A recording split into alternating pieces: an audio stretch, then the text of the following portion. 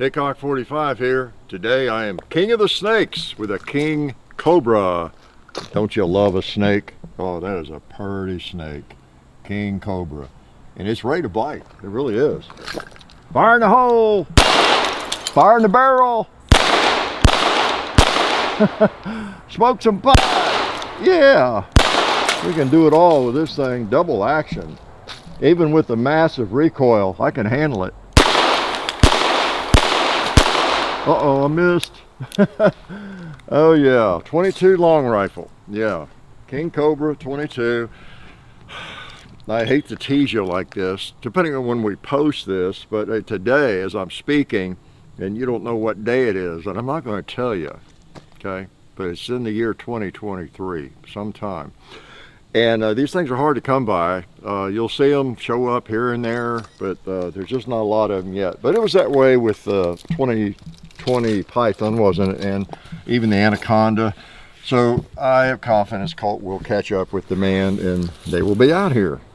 So if you like this firearm, you know, watching reviews, handling it, you know, if you find one to handle somewhere, probably will be pretty available. I remember when you couldn't find the 2020 Python anywhere, you know, people in Gunbroker were making all kinds of money on them and all that sort of thing. And, you know, they just weren't around. But now, I don't know if I've been in a gun shop in the last month, but I didn't see them. So, the King Cobra 22, pretty cool gun. Bottom line, so this is that Super X. I talked about that in the Sunday video when I had this out, about how I used to shoot a lot of Winchester Super X back when it was $20 a brick. So this is it, the King Cobra. Runs about $1,000 MSRP, $999, excuse me. It's not $1,000. And so it just depends what you can get it for, what you'll find it for. Maybe $100 less. Maybe if you're relying on Gunbroker or something, it's $400 more, you know, if you can find one. So, but they'll be out there, I would imagine. So that's kind of the price range. I like the pistol, I have to say. I'm not crazy about the rubber grips on it. It would be nice if it had some wooden grips, perhaps, I don't know. But that helps absorb the massive recoil, right? And you know, it looks like a Python. That's what's cool, or Anaconda with that red barrel. So the King Cobras really typically don't have that, right? In 38, 357 or whatever. So that's kind of a new thing for a Cobra, right? That red barrel. That's a nice touch, really nice touch. Forged stainless steel, yeah. You notice there's no key lock in it either. And it's a one-piece barrel. They actually advertise that on their website, one-piece barrel. You know, like who does that? One-piece barrel. You know, when that kind of promotion started, when a competitor started sleeving barrels, right? Woohoo!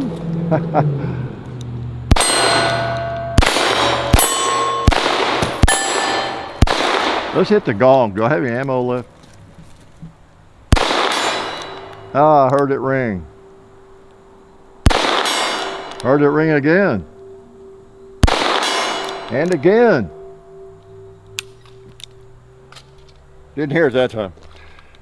Yeah, I was interested in it, and I don't know, year 2003, 2010, or whenever. Did anybody advertise a revolver as being a one-piece barrel? Not to pick on Smith, just pointing that out. But it is nice. I think I did point that same thing out when we reviewed, quote unquote, the, I don't know what, the King Cobra 357, was it? 38? How, you know, for whatever faults you find with some of the new Colt revolvers, and there aren't many faults, you know, you don't have the key lock. Yeah, they're made kind of like the old days of revolver manufacturing. There's nothing that I see other than the QR code, and it's pretty not that obvious or conspicuous, but other than that, you know, they're kind of the old school, yeah, revolver, and that's nice in today's world when everything has gotten ruined, right? To some extent. And also appreciate Alabama holster. Got one on my hip with my FN, man. I got the flapjack holster.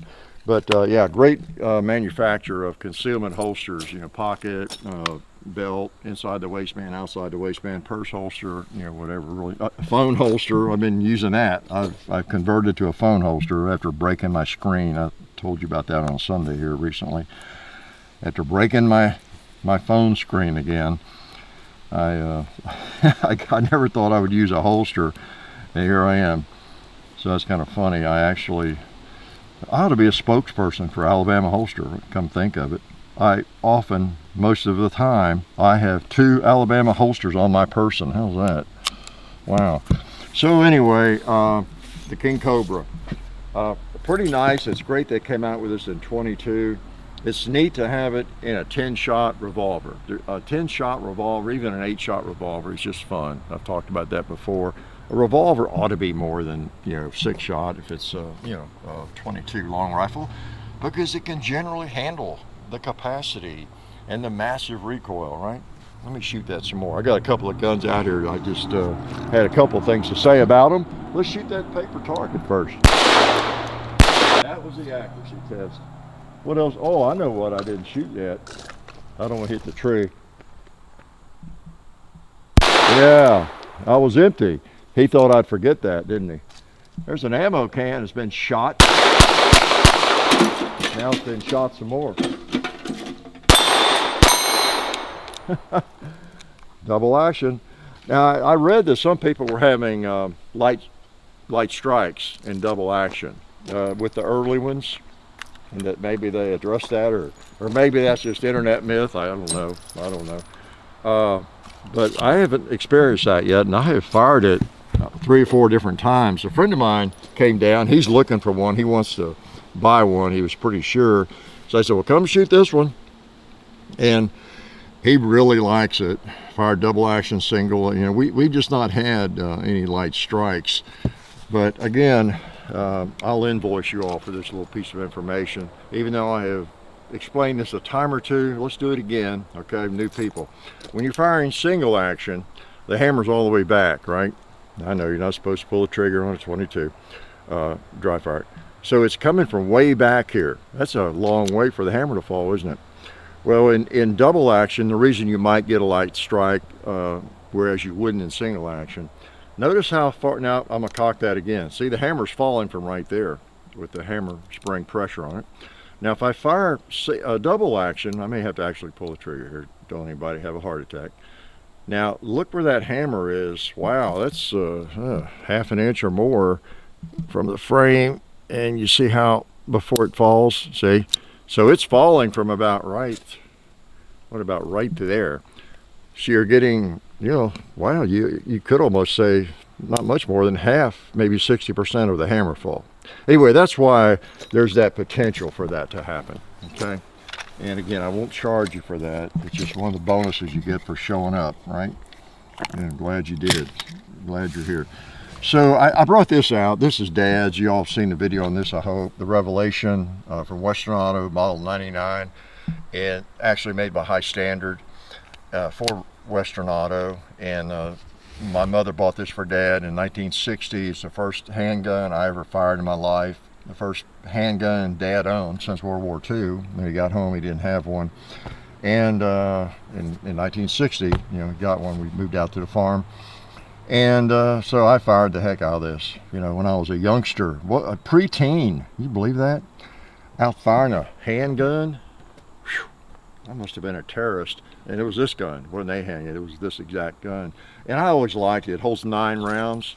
That's the reason I brought it out. It's a 9-round 22. This is 10 rounds, but you know, a high, high capacity, 22 revolver. And just we have had a blast with this gun most of my life, you know, over 60 years. And in a 8, 9, 10 shot 22 revolver, it's just a fun thing to shoot. Okay, that's why I brought that out. Oh, I couldn't resist bringing this out. This is sometimes called the baby snake. Now here's why. There's Granddaddy's snake, the anaconda, right?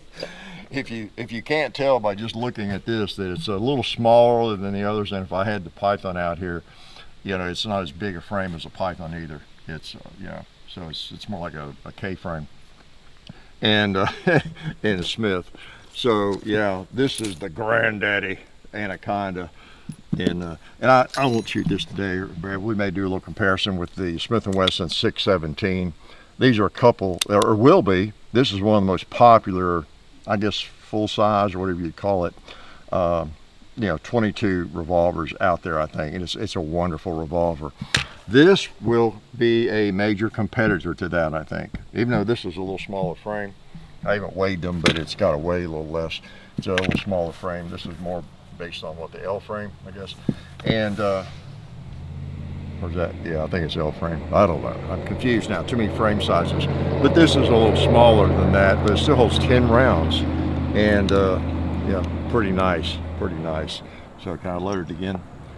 I'm not sure what else to tell you about it. It has adjustable sights, of course, windage and elevation back here. And you have a replaceable fiber optic sight up here. You can put a different color optic in there and change that around. And what else? Like I say, forged stainless steel. And it's got this oversized extractor, they call it. You know, it looks a little odd because you don't have the recessed chambers and that kind of thing. But I guess that oversized extractor is probably a good idea. I don't know. I don't work for Colt. I just know that I like a good revolver. Many of you do too. And this is a good little plinker so far. And it seems durable. I haven't had any issues with it, even when it was dirty. And you know, it's Colt. It's Colt. Did I say it? I think it's called considered brushed stainless. It's not highly polished, and it's not dull either. Kind of brushed. I don't think it's as shiny, is it, as the Python? It might be. I don't know. But I don't know. I think of this as more brushed right here. Yeah, come think of it. Yeah, the barrel is pretty dramatically different there, right? So, but anyway, pretty nice finish. Looks pretty good, and it needs to be shot. We got a lot of bowling action around here. There must be a professional bowler lives around here. Yeah, you got one hanging over here, a new one. Look at that. Yeah. Got one to be knocked right off. Whop. And a 2-liter. Oh no. Oh no. There we go. Yeah, good. At least you put on a good show for us. I'm gonna hit the red plate on the left if I can. Got him. How about the new buffalo over there hanging? There's a new buffalo I got over there on kind of the right side of the field, hanging there.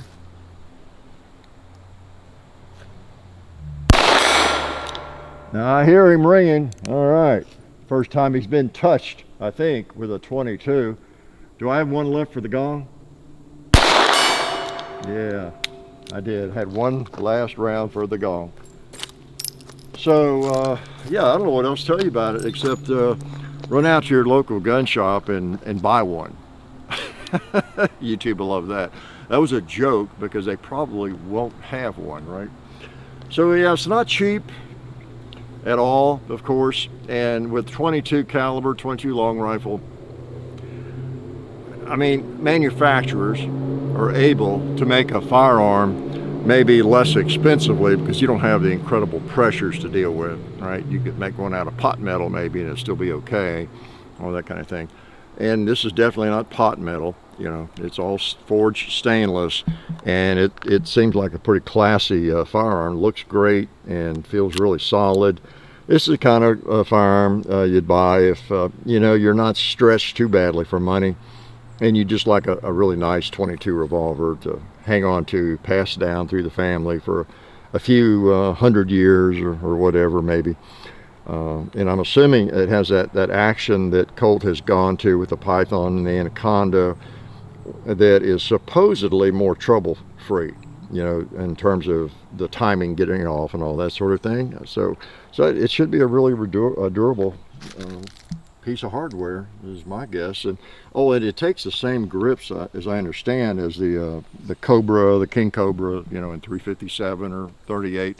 So you get the same size. So whatever grips are out there for those, supposedly will fit this. And you know, so there you go. You got choices on that, which is what I would do. I would probably take the rubber off and get something that's pretty, because without any recoil, really. You know, almost any grip that feels pretty good at all would be nice on this. It's such a good looking gun. It's a shame to just have a rubber grip, I think.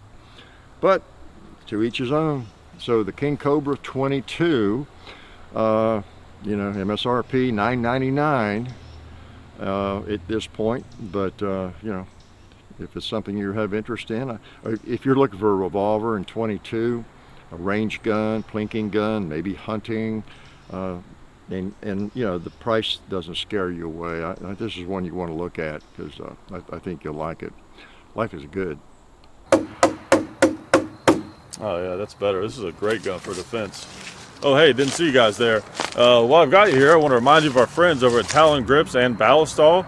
Talon Grips makes grips, can you believe it, for all different types of firearms. You can get rough texture or more of a rubberized texture. It just sticks right on there. You know, really affordable, really cool option to improve the grip for your handguns or rifles. So please check them out at talongungrips.com. You'll be glad you did. And also Ballistol. Dad has been using Ballistol for many years. It's a cleaner and a lubricant, and it's non-toxic.